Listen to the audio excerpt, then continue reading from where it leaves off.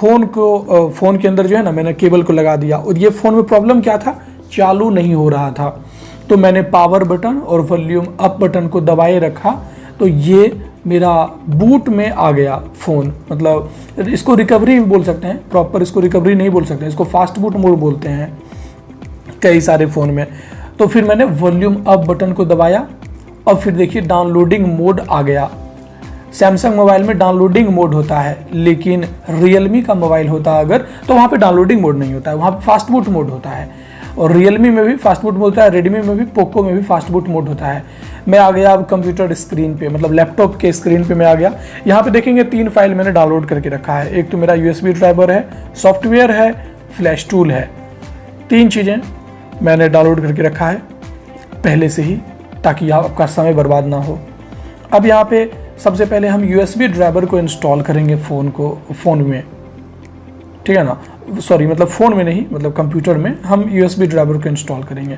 तो अब उसके अंदर आपको जा करके, और सभी फ़ोन का USB ड्राइवर अलग अलग होता है। क्वालकॉम का अलग होता है, जो क्वालकॉम प्रोसेसर पे होता है, मीडियाटेक वाले का अलग होता है।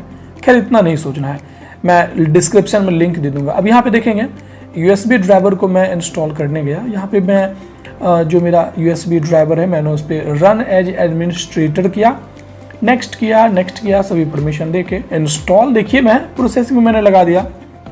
और ये चीज़ें करने के बाद थोड़ा सा आपको इंतजार करना है, क्योंकि ये प्रोसेस लेता है ना। ऑलमोस्ट ये तुरंत इंस्टॉल हो जाता है। मैंने वीडियो को थोड़ा फास्ट किया था। तो चलिए ओके है, यहाँ से फिनिश करते हैं। फिनिश करने के बाद यहाँ से बैक आ जाइए। ये हमारा पहला काम हुआ, USB driver install, step 1 complete हो गया। सेकेंड स्टेप में जो आपने अपने मोबाइल के लिए सॉफ्टवेयर डाउनलोड किया उसको एक्सट्रैक्ट करना है। ये जिप फाइल में होता है मोस्टली टाइम। तो ये मैंने WinRAR के थ्रू मैं इसे एक्सट्रैक्ट करूँगा। तब तक इसे एक्सट्रैक्ट में लगाते हैं, थोड़ा वेट करिए, इंतजार करिए। लेकिन तब तक अगर आपने इस वीडियो को लाइक नहीं किया था तो वीडियो को लाइक कर दीजिएगा, और चैनल को सब्सक्राइब नहीं किए थे, पहली बार अगर चैनल पे आए हैं तो चैनल को सब्सक्राइब कर दीजिए। वीडियो भेज देंगे और अपने दोस्तों के साथ, सबके साथ, तो और भी लोग जानेंगे सॉफ्टवेयर चलाने के बारे में, फ्री में सीख पाएंगे। यार ये सब तो दुकान वाले तो पैसे भी लेते हैं, तो ये चीज़ मैं आपको फ्री में बता रहा हूँ। कमेंट में लिख दीजिएगा अपने मोबाइल का नाम, जो आपके मोबाइल में प्रॉब्लम है या कोई दिक्कत होती है तो सब कमेंट में बताइए, और कैसा भी वीडियो लग रहा है वो भी बताइए, मतलब ठीक है।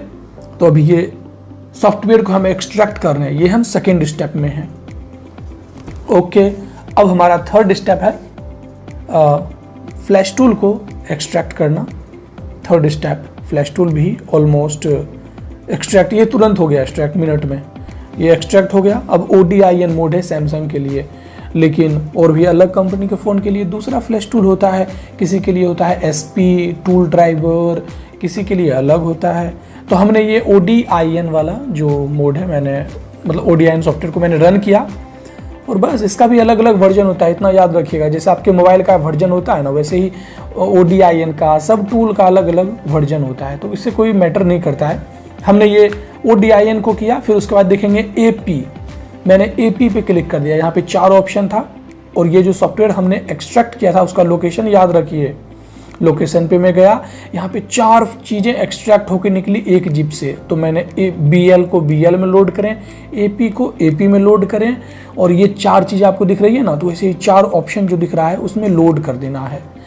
अब ये लोड होने में थोड़ा टाइम लगता है, लेकिन मैंने वीडियो को फास्ट करके रखा है ताकि आपको डिस्टर्बेंस ना हो। एक चीज़ का ध्यान रखिएगा, मैं बताना चाहूँगा इस बात को।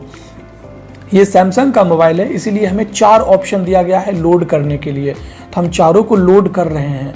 लेकिन अगर ये MI का मोबाइल होता ना, या रियलमी का, तो उसमें 4 चीज़ें नहीं लोड होती है, उसमें एक ही होता है, 2.5 या 3 GB का होता है। लेकिन सैमसंग के मोबाइल में वो 3 GB का सॉफ्टवेयर एक्सट्रैक्ट करते हैं ना, तो 4 भाग में बट जाता है।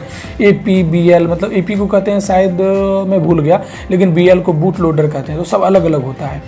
तो चलिए वो कोई बात नहीं, हमने आपको इन्फॉर्मेशन दे दिया कि आप ऐसा ना हो कि रियलमी के अंदर आप 4 फाइल को ढूंढें एक्सट्रैक्ट करने के बाद, ऐसा कोई ज़रूरत नहीं है।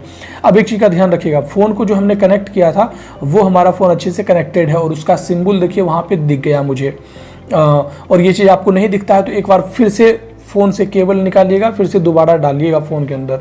फ़ोन आपका भले ही डेड रहे वो डिटेक्ट कर लेगा, हाँ, लेकिन अगर जो बोर्ड से भी डेड है मोबाइल, तब फिर वो डिटेक्ट नहीं करेगा। ऐसे मोस्टली टाइम है डिटेक्ट कर लेगा। फिर देखिए मैंने स्टार्ट पे क्लिक कर दिया, क्योंकि मैंने सॉफ्टवेयर तो सब लोड कर दिया, मेरा फ़ोन भी कनेक्टेड है, अब तो बस स्टार्ट करने की ज़रूरत ही थी, है ना। तो अब देखिए सिस्टम फ्लैश हो रहा है, ऊपर में देखिए कॉर्नर सिस्टम दिख रहा होगा, और फिर ये ग्रीन बार जो चल रहा है ना, ये वेंडर यूजर डाटा सब सॉफ्टवेयर ये सब है अंदर का, मोबाइल के अंदर का, ये फ्लैश हो रहा है।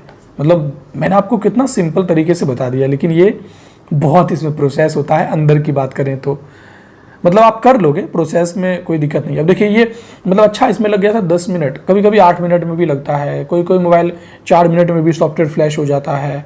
तो ये पास हो गया। अब पास होने के बाद थोड़ा देर यहीं पे रहिएगा, मतलब स्क्रीन को कट मत करिएगा और फ़ोन को भी टच मत करिएगा। 30 सेकंड के बाद फ़ोन से USB केबल को निकालिए, मतलब डाटा केबल को निकालिए, और फिर देखिए फ़ोन हमारा बूट हो गया। जो फ़ोन चालू नहीं हो रहा था उस फ़ोन को हमने बूट करके चालू कर दिया। बहुत ही ये मतलब मस्त बात है कि हमने फ़ोन के अंदर सॉफ्टवेयर चढ़ा करके फ़ोन को चालू कर दिया, बिना दुकान बिना सर्विस सेंटर गए हुए। और ये देखिए फ़ोन थोड़ा सा लैग हो रहा है ना, ऐसा कुछ आपको दिख रहा होगा। ये लैग इसीलिए होता है क्योंकि पहली बार चालू हुआ है ना फ़ोन सॉफ्टवेयर चढ़ने के बाद, इसीलिए फर्स्ट बूट में थोड़ा सा लोडिंग वगैरह लेता है ऐसे भी। अब देखेंगे सॉफ्टवेयर इन्फॉर्मेशन हर चीज़ देखिए, फ़ोन में मतलब कुछ भी प्रॉब्लम हुआ होगा तो वो सब ठीक हो जाएगा, और अब फ़ोन आपका बिल्कुल नए जैसा हो गया।